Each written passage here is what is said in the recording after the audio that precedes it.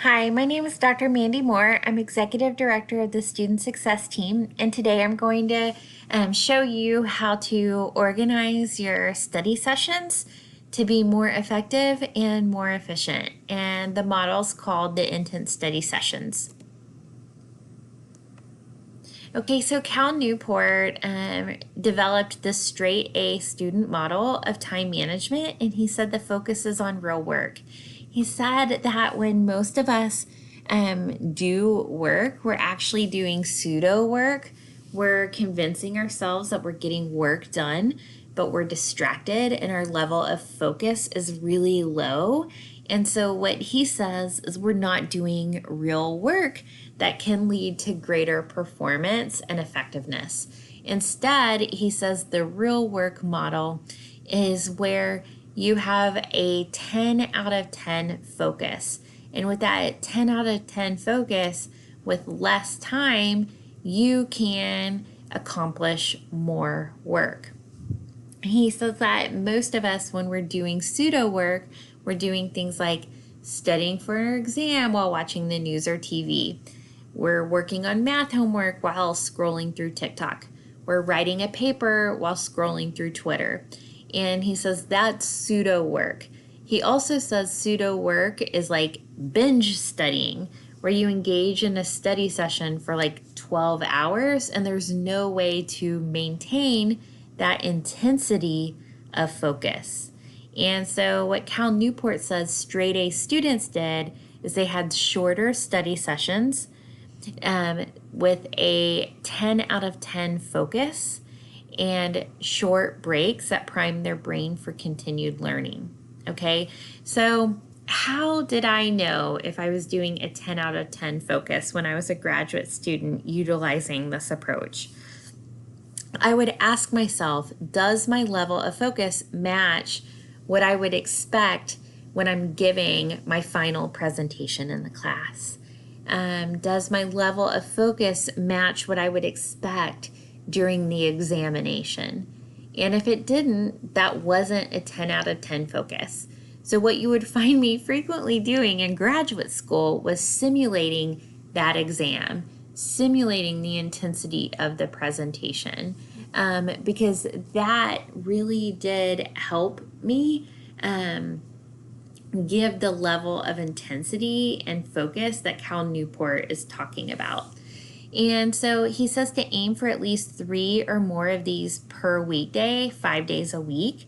Cheryl McGuire, who I will share on the next slide, she is another expert. She recommends that students do 5 to 6 of these per day, 5 days a week. And so what Cal says every student should ask at the end of that study session is, when I am studying, is my focus really at a 10 out of 10 level? And Cal says we're really good at being self-deceptive. We don't want to acknowledge when our focus isn't a 10 out of 10. And so it's important then to really be honest with yourself. All right, so what do you do when you sit down to study? Both Cheryl McGuire and Cal Newport recommend that you start with a goal for that particular study session. And the goal needs to be specific enough that you are able to see, did I accomplish this goal? So a goal for a study session might be to find 3 scholarly articles for your paper. A goal for a study session might be to storyboard the first 3 minutes of your film. The goal for the study session might be to outline your paper. Another goal could be to create all the homework problems and to make those into practice exams. You could then rework your quiz items that you missed. So those are all examples of a goal that you might have for a study session. Though Cal Newport recommended 50 minutes, Cheryl McGuire says that students might be able to only focus 30 to 45 minutes. And that supports what a lot of learning scholars say. But you want to do so with a 10 out of 10 focus. So if you can study at a 10 out of 10 level for 30 minutes, you win. That's good. But the moment where it starts to fall to a 7 or an 8, it's time to take a break. And with a break that primes your brain for greater learning, like movement, walking, yoga, eating a nutritious snack, not looking at TikTok, YouTube, social media, because those it's easy to suddenly look up and you've spent 2 hours on TikTok. So you want to step away from the material and clear your head. And then your study session isn't done. This is really important. You want to go back to the material and just review what you went over.